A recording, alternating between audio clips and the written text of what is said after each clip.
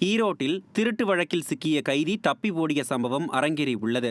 வெள்ளோடு பகுதியில் ரோபிகான் என்பவர் cellphone tower உள்ள இடங்களில் ஒயர்களை துண்டித்து அவற்றை திருடிச் சென்ற வழக்கில் சிக்கினார்.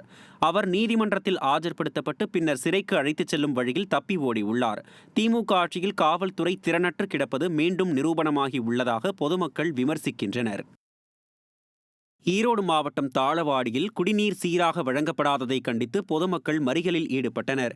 நேதாஜி சர்க்கிள் பகுதியில் கடந்த ஒரு வார காலமாக குடிநீர் சீராக வழங்கப்படாத நிலையில் கடும் அவதியடைந்த பொதுமக்கள் காலி குடங்களுடன் சாலை மறியல் போராட்டத்தில் ஈடுபட்டனர். இதனால் அப்பகுதியில் சிறிது நேரம் பரபரப்பு ஏற்பட்டது. நெல்லை மாவட்டம் களக்காடு அருகே துண்டிக்கப்பட்ட மின் இணைப்பிற்கு அபராதத்துடன் மின் கட்டணம் செலுத்த வேண்டும் என மின்வாரிய அதிகாரிகள் கடிதம் அனுப்பிய சம்பவம் பரபரப்பை ஏற்படுத்தியுள்ளது.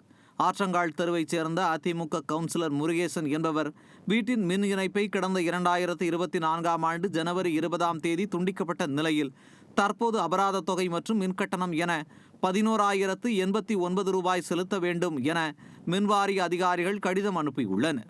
மேலும் முருகேசனின் தந்தை திரவியம் வீட்டின் மின் இணைப்பு பில்லுடன் அபராத தொகையை இணைத்துள்ளதாக கடிதத்தில் தெரிவிக்கப்பட்டுள்ளது.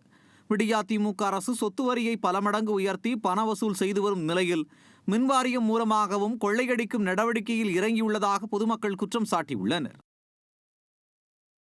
தபால் அனுப்பியிருக்காங்க. 11,000 ரூபா கட்டணும். அப்படி இல்லை அப்படின்னா ஏற்கனவே குடியிருக்க வீட்டில் இந்த அவதாரத்தை போடுவோன்னு சொல்லி 2 நோட்டீஸ் எனக்கு அனுப்பிவிட்டுருக்காங்க ஏஇ. இந்த ஆட்சி எப்படி இருக்குது பார்த்துடுங்க. மீட்ரு பெட்டியே இல்லாததுக்கு கரண்ட் பில்லு கட்டக்கூடிய சூழ்நிலை இந்த ஆட்சியில் இருக்குது.